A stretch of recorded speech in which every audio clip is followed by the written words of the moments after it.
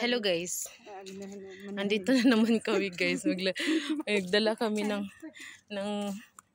baldi ng tubig para sa ibon guys.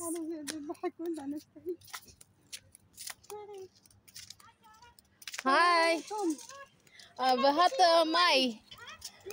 Bahata may manitiyor.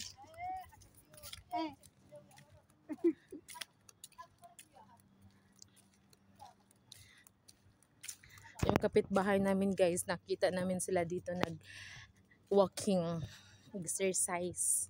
Wala na stay. Matay. Ang ganda kaya ng lugar dito guys. Puro mga puno. Puno ng dates. O diba?